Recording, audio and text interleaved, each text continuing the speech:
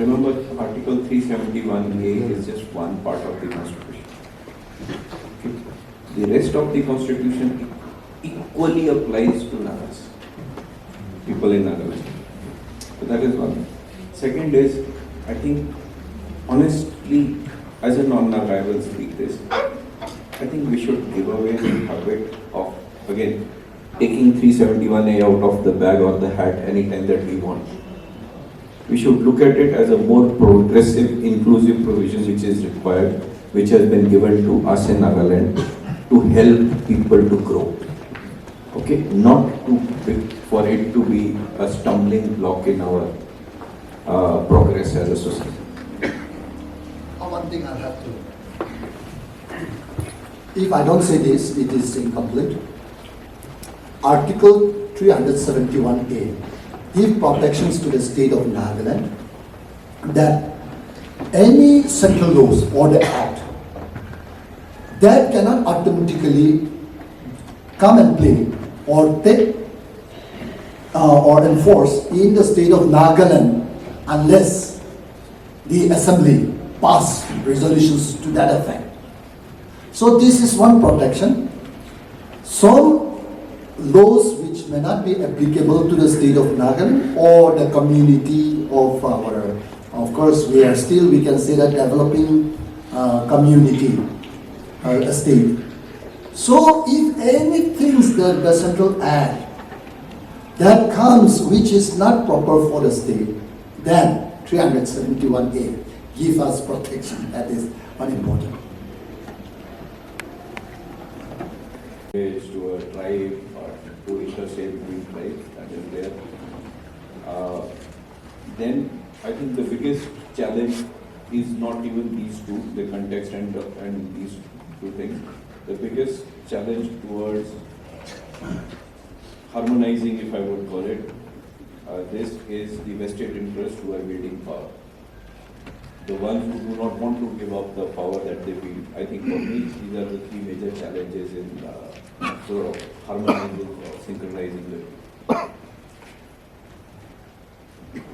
I cannot simply say that Article 371A is disadvantage for the people.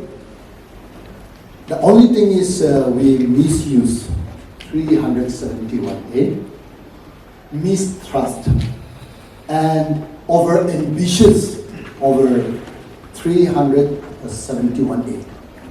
Otherwise, Article 371 that gives a special recognition to the state and special recognitions to the customary laws that we have, which is peculiar from other states. That also, in a way, that we can also govern our people in a limited within the purview that we can.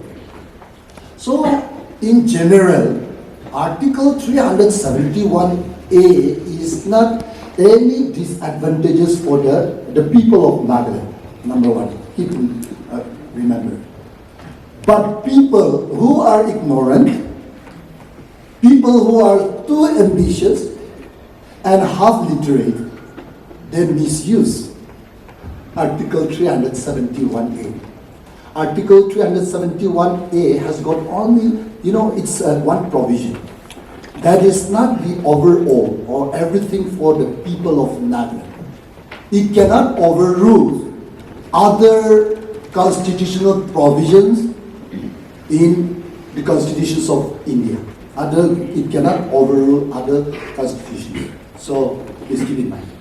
Laws can be bad if it is applied unequally.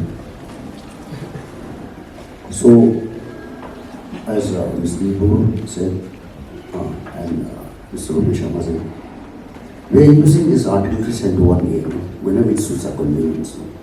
I think I gave an example in one of my videos. I'll just say that Nagas are like a naked man, all the corruption exposed. We have only one hanky, 371A. No, when our former governor, Mr. Ravi, I told him, use Article 371A, 1B, 371A, 1C. And when he went and said that it was you, it was of them. So it is the powers here. It is not the Nagas alone, okay? The non-Naga officers also. They are involved in the cycle of corruption, the circle of corruption. So when you study the history of that world, when you see the laws that have been passed in different nations, different societies, there's no law like Article 371. There's no indigenous people who have been given full rights to every square inch of the land, the resources, and the right to practice their religion and customs. Nobody. Look at North America, USA, Canada. How many hundreds of thousands of square miles of land taken from the Red Indians, and now they kept in small reservations. Australia, New Zealand. Of course, New Zealand, Maoris, they had uprising, so there's some form of equality. You look everywhere. So we have this law, which I don't know who drafted it, but the Parliament of India has given us this privilege, and instead of using it to take benefit of people, to develop our land, we're using it as an excuse to loot whatever money India sends to us, and whatever. Look at the land that's been purchased by the rich people of Nagaland. Whose money are they using to buy all this land in Zimbabwe? It's our land, our money. So we have to understand. Don't blame Article 371A or don't raise it. See how it's being used and see how we can address that.